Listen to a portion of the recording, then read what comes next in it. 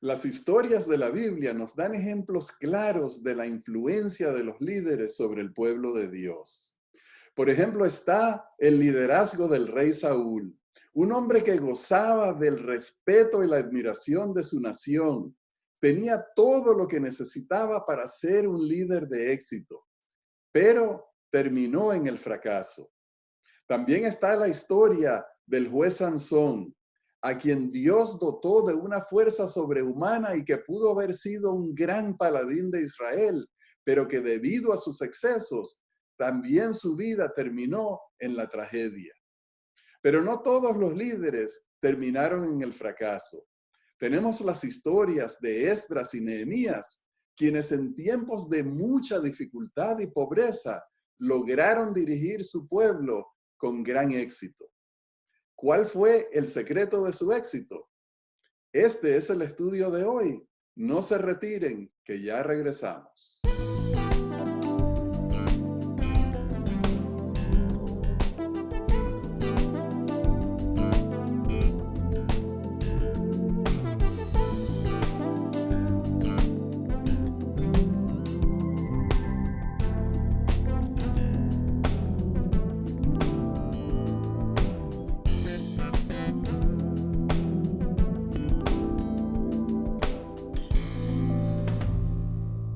Hola, apreciados hermanos, bienvenidos a Perspectiva Bíblica.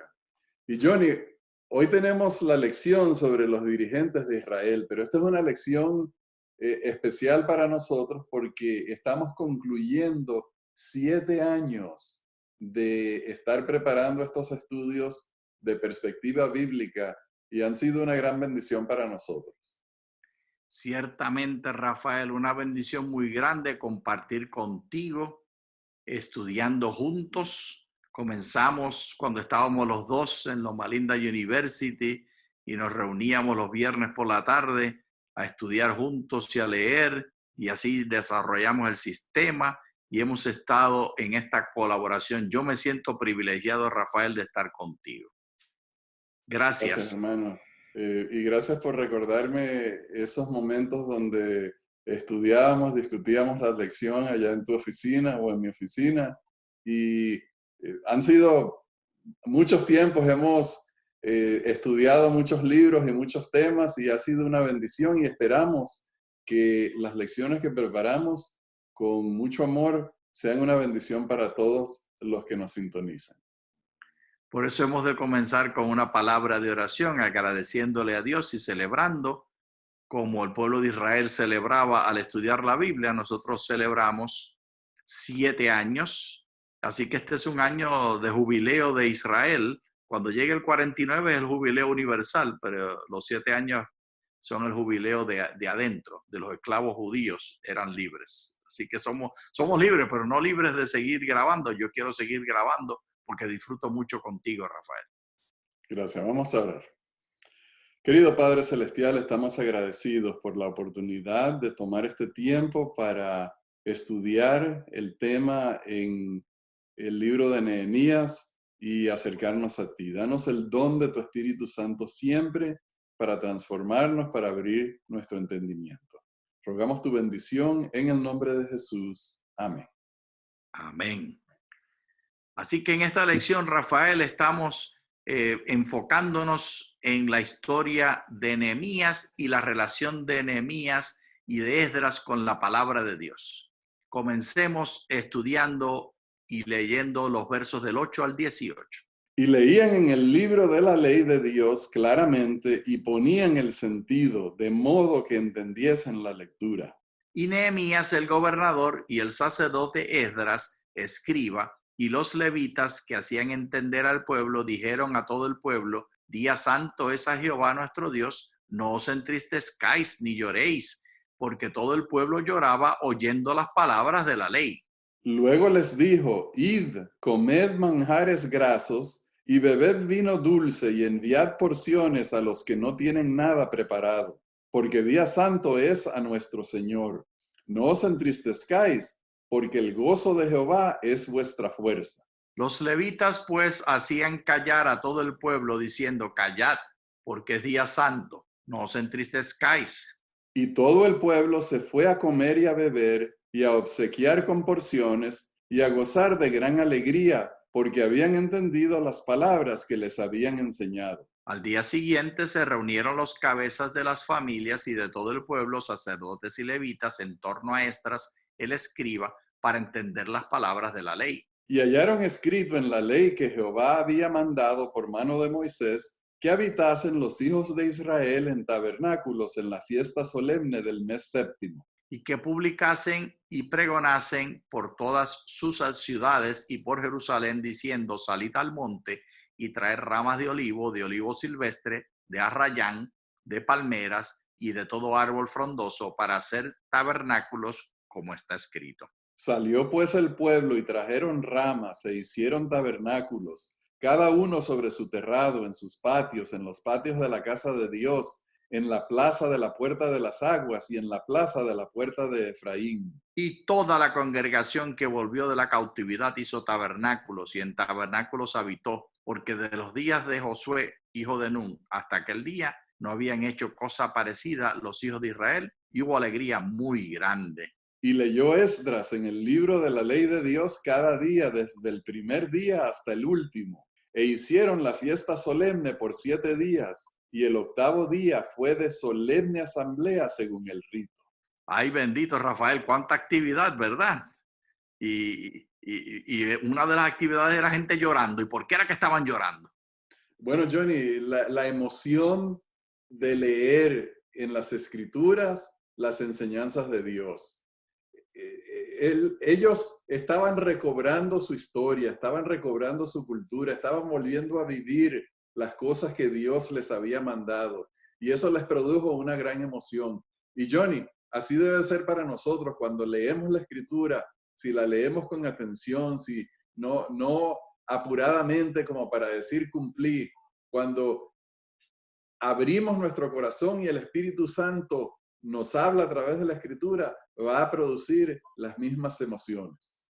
Y estas emociones incluían una recomendación que la Food and Drug Administration, ¿cómo se diría en español? La Organización Federal de El Alimentos, Ministerio de Salud. el Ministerio de Salud y la pirámide de alimentos resultaría herético, porque dice: vayan a comerse alimentos grasosos. Pero está indicando la felicidad. Era la manera de traer felicidad al tener la barriguita llena con alimentos grasosos y con dulces. Daba el contentamiento porque era un momento de celebración. Ellos no querían, los dirigentes, Esdras y Nehemías, no querían que estuvieran llorando, querían que estuvieran de júbilo. Y la característica para ese júbilo era llevarle y compartir para que todo el mundo tuviera. No era un asunto de holgazanería y alimentación de la persona sola, era mirando si mi vecino tiene, si mi compañero tiene, para que todos podamos comer juntos. Qué bonito, ¿verdad, Rafael? Sí, sí. Y bueno, así debe ser para nosotros también. Y eso lo he notado yo en las iglesias, siempre el deseo de compartir, de invitar a la gente a participar, lo que se ha preparado y a convivir. Eso es tomado de la escritura. Así que, ¿qué lecciones generales podemos concluir al leer los libros bíblicos de Esdras y de Nehemías? Nos vamos a enfocar en una sola de 4 o 3, mejor dicho 3, que hemos enfocado como resumen general. ¿Cuáles son el resumen general? Definir la verdad de Dios en todo contexto, definir la manera de vivir en todo contexto y definir la manera de adorar en la vida privada y en la iglesia. Y esto entonces lo enfatizamos haciendo un análisis de 3 palabras en el hebreo del verso 8 del capítulo 8 de Nehemías. Y las palabras en hebreo, aunque no las vamos a pronunciar, sí podemos entender a cuál se refiere. Se refiere a la palabra que está antes de las corchetas con la palabra hebrea. Y leían en el libro de la ley de Dios claramente y ponían el sentido de modo que entendiesen la lectura. Y Nehemías, el gobernador, y el sacerdote Esdras, escriba, y los levitas, que hacían entender el pueblo, dijeron a todo el pueblo: día santo es a Jehová nuestro Dios, no os entristezcáis ni lloréis, porque todo el pueblo lloraba oyendo las palabras de la ley. Era un momento de gran emoción, Rafael, y así debemos nosotros tener emoción. Así que vamos a analizar cada una de estas palabras. La primera es un verbo. El verbo pual en hebreo, que significa verbo pasivo en castellano, generalmente se expresa el verbo poner en conjugación pasiva como ser puesto. Conlleva dos sentidos aquí indicados. Esta acción verbal es semejante al dolor o acción que trae atención que no se puede ignorar, como se ejemplifica en una picada de serpiente. Además, es indicativo de la acción que Dios utiliza para comunicar sus palabras, declarar sus propósitos. Y lo que estamos haciendo ahora, Rafael, es mirar dos versos ajenos a Nehemías 8:8, donde se utiliza esa misma palabra, poner, para poder así nosotros entender el significado, porque el hebreo no es abstracto, sino que es concreto. Y vamos a ver ejemplos concretos de ideas que nosotros en Occidente las tenemos como abstractas. Por ejemplo, la primera. Proverbios 23:32, mas al fin como serpiente morderá y como áspid dará dolor. En Occidente usamos la palabra dolor para referirse a la experiencia, mientras que en hebreo la palabra dolor es la misma palabra de poner para entender, y lo que quiere decir es que saca la atención de todo lo demás. Cuando si una serpiente nos pica, a mí nunca me ha picado una serpiente, Rafael, ¿a ti te ha picado alguna serpiente? Pero sí me han picado alacranes, me han picado abejas y me han mordido perros. Cualquiera de estas acciones es lo mismo o semejante. No digamos lo mismo, porque como no hemos experimentado la serpiente, pues no podemos comparar. Pero lo que hace es que te quita la atención de todo lo demás. Tú no estás preocupado si está caliente o frío. Tú estás preocupado por una sola cosa. Y esa es la acción que nos dice Nehemías que nosotros debemos tener. Concentración absoluta, tal como la concentración que viene por el dolor que nosotros traducimos como dolor, y los hebreos en realidad lo que están diciendo es concentración absoluta. Y en Levítico 24:12 dice, y lo pusieron en la cárcel hasta que les fuese declarado por palabra de Jehová. Esta tiene el sentido más común y está hablando lo mismo. El ser declarado quiere decir el prestar atención. Es algo que es la acción de la persona sobre el texto. No es el texto viniendo sobre uno, sino que uno está en un diálogo. La segunda Johnny, es... entonces la lectura de la Biblia es una actividad donde se debe poner atención. No es leer por cumplir, no es leer para completar los 3 capítulos del día, no es leer para decir, hice mis ejercicios espirituales, sino leer para entrar en el texto, para que el texto entre en uno, para que haya ese conocimiento. Y así tú me has conversado en ocasiones cómo has visto en Internet. Cuéntanos lo que has visto en Internet y qué quiere decir esto.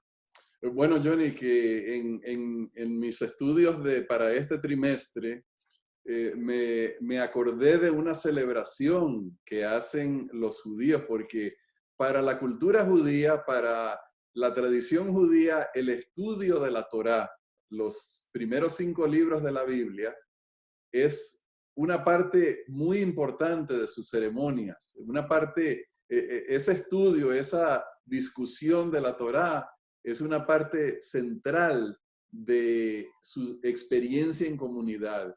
Cuando ellos concluyen la lectura de la Torá, que tienen un plan de 3 años, entonces hacen una celebración que se llama Simchat Torah.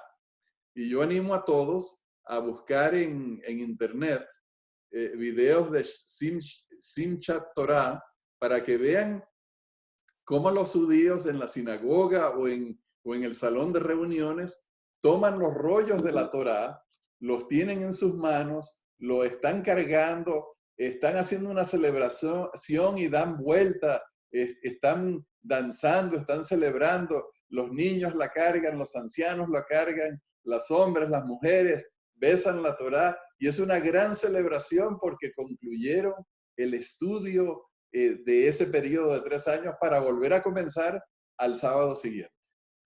Y así nosotros hemos de hacer.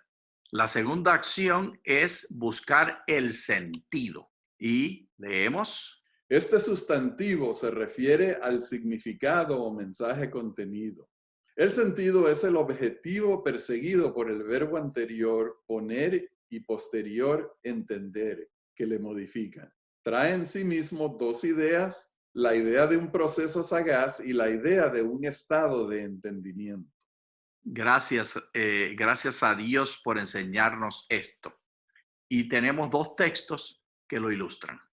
Daniel 8:25, con su sagacidad hará prosperar la intriga en su mano y se ensoberbecerá en su corazón y destruirá a muchos por sorpresa y se levantará contra el príncipe de los príncipes, pero será quebrantado, aunque no por mano humana. Esta idea, Rafael, aquí se la atribuye al cuerno pequeño, a la gran bestia enemiga del pueblo de Dios, sagacidad. Esa palabra en hebreo, ese verbo, es el que está segundo en ese triunvirato que estamos enfocándonos de cómo entender y estudiar la Biblia, que nos dice Nehemías 8:8. Así que nosotros hemos de entender que el estudio de la Biblia no solamente requiere que tengamos la atención completa, también requiere que nosotros hagamos un proceso de diálogo, de careo, de discusión, de sagacidad, para poder encontrar la aplicación específica al día de hoy. Esto asume que la verdad no está estática y universal de una sola forma, sino que asume que la verdad es algo que va a surgir en un proceso de discusión y de diálogo donde el grupo tiene ideas diferentes y entonces viene a la superficie la mejor aplicación. Eso es lo que vemos en Daniel y es lo que vamos a ver en el próximo también. En Primera de Samuel, aquel varón se llamaba Nabal y su mujer Abigail. Era aquella mujer de buen entendimiento y de hermosa apariencia. Pero el hombre era duro y de malas obras, y era del linaje de Caleb. Pero el hombre era duro y de malas obras, y era del linaje de Caleb. Johnny, aquí se está haciendo una conexión entre el sentido y el entendimiento con el carácter, con los valores que la persona tiene. Una persona que es dura y de malas obras, una persona que tiene tal vez amor por el dinero, amor por el poder, amor a la violencia, es una persona que estudia la escritura y no la va a poder entender, pero una persona que ama la santidad de Dios, que está buscando la justicia, que está buscando entender la hermosura de la santidad de Dios, es una persona que se acerca a la Biblia y recibe entendimiento, recibe el sentido del pasaje, porque el Espíritu Santo se lo revela. Así como la hermanita Abigail estaba luchando por su vida y ese sentido que ella estaba buscando era sobrevivir. Nosotros primero tenemos que poner la atención completa, luego tenemos que entender que la Biblia es para sobrevivir, que en el careo de la discusión vamos a encontrar la forma de aplicarlo a nuestro contexto. Y así llegamos a la tercera palabra, entendiesen. Esta acción verbal indicada tiene su significado en la capacidad de cuidadosamente entender lo que no es obvio. Implica un proceso de discernimiento en contexto. Esto, Rafael, es lo que estoy señalando con respecto al careo, que no es algo pasivo que en silencio, calladito, cada uno estudia y lo descubre, sino que es algo activo donde se manipula y se discute para traducirlo, para entenderse, quiere, inclusive se puede traducir como traducirlo. Y Génesis 41 tiene el primer ejemplo. Por tanto, provéase ahora Faraón de un varón prudente y sabio y póngalo sobre la tierra de Egipto. Y yo, Daniel, quedé quebrantado y estuve enfermo durante algunos días, y cuando convalecí volví a ocuparme en los asuntos del rey. Pero estaba espantado a causa de la visión y no la entendía. Así que entender implica ese proceso en el cual la gente está buscando traducirlo a ello. Así como Daniel veía todos los símbolos y quería traducirlos a la realidad de él y a la realidad del futuro. Y aquí entonces, Rafael, viene la traducción que estamos proponiendo de Nehemías 8:8, dando aplicación a cada una de estas tres palabras. Traducción enfatizando significados escogidos del hebreo de Nehemías 8. Y leían en el libro de la ley de Dios claramente, eran colocados en el sentido de modo que entendiesen en su contexto, tradujeran la lectura. Esas tres acciones juntas son activas. Pero Rafael, nosotros no estamos acostumbrados a eso, así no vemos la Biblia, sino que la imaginamos de otra manera. ¿Cómo es que regularmente la imaginamos?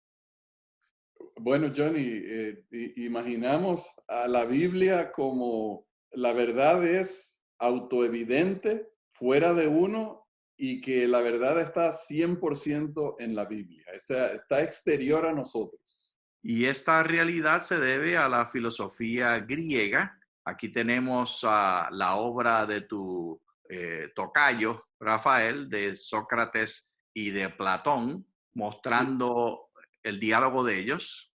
Johnny, tienes que decir que es esta pequeña ventana donde ves a Sócrates y a Platón, es un cuadro bastante grande, la escuela de Atenas, donde hay por lo menos 80, bueno, tal vez no 80 personas, pero hay muchas personas allí, y tú lo que tomaste fue una ventanita, y fue el pintor Rafael, mi tocayo.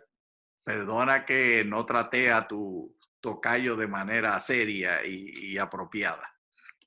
Pero, Rafael, de todos modos, estos dos los conocemos como los padres de la filosofía grecorromana, que es el fundamento de Occidente. Y la manera que Occidente, de forma general y común, imagina la verdad es algo que está fuera de uno.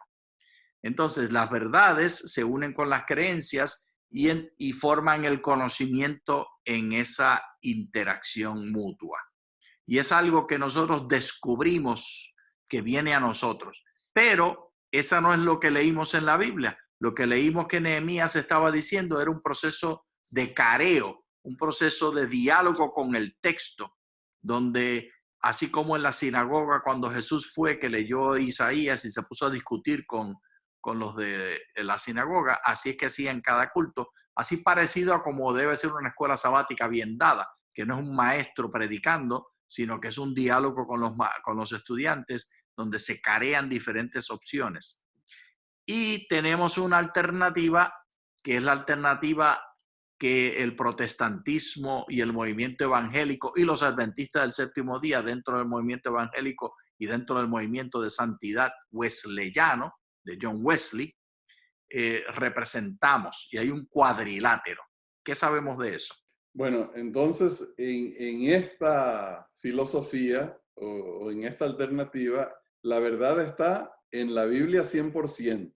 Está en una persona y se conoce en un proceso. Entonces en este cuadrilátero tenemos a la Biblia, tenemos la razón, tenemos la tradición y la experiencia. O sea que, Johnny, nosotros leemos la escritura y tenemos que utilizar el poder del pensamiento y el razonamiento, porque tenemos que entender cómo se aplican las enseñanzas de la escritura en nuestro tiempo y en nuestro contexto.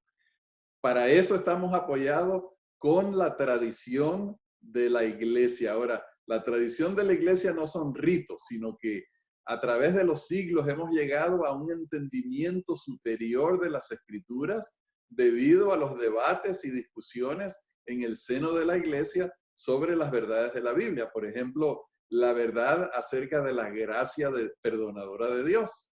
Si en un tiempo se creyó que se podía pagar por el perdón de Dios, hoy en día nosotros sabemos que eso es anatema, eso es una falsedad. el perdón de Dios es gratuito, pagado por Cristo. O sea que la tradición de la iglesia nos ayuda también a entender la Escritura y también depende de nuestra experiencia, de cómo experimentamos las enseñanzas de la Biblia que nos van dando a nosotros un mayor entendimiento. Y ese proceso de ese cuadrilátero, Rafael, es algo activo y continuo, que va traduciendo continuamente la verdad de la palabra de Dios y nunca se quedó estática, nunca murió. Y en el tiempo de Esdras y Nehemías hicieron este proceso, como lo indica Nehemías 8:8, para el pueblo. Y tenemos el resumen en la página 93 del folleto. Esdras lo logró estudiando las Escrituras y enseñando la palabra al pueblo. Nehemías alentó al pueblo a hacer lo correcto y a levantarse audazmente en favor de Dios. Ambos hombres querían ver una Jerusalén restaurada, pero no solo una restauración material, también querían ver un reavivamiento y una reforma en la vida espiritual de sus habitantes. Por eso corrigieron, reprendieron y a veces exigieron determinado curso de acción. Los grandes líderes creen en algo más grande que lo común y mediocre. Esdras y Nehemías creían en un Dios poderoso y amante, un Dios que podía hacer milagros y querían que todos tuvieran una profunda relación con Él. Qué bonitas palabras, Rafael. Si nosotros como miembros de iglesia pudiéramos animar que en cada clase, en cada lección de discusión del folleto, cada sábado, cada día de culto, todos participáramos en el diálogo activo y tuviéramos licencia para dar la oportunidad a aquellos que discrepan, presentar opciones diferentes sin ser ofendidos, escuchándonos como iguales unos a otros. Así podemos cumplir esos 3 verbos que leímos de Nehemías 8:8, para poder así dilucidar la verdad de Dios, traduciéndola a nuestro contexto presente.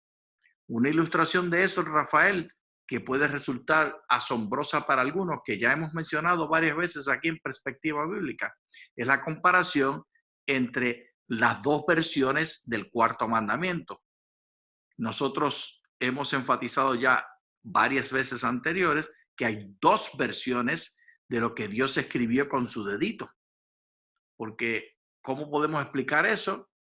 Es precisamente por la importancia de la aplicación y la traducción.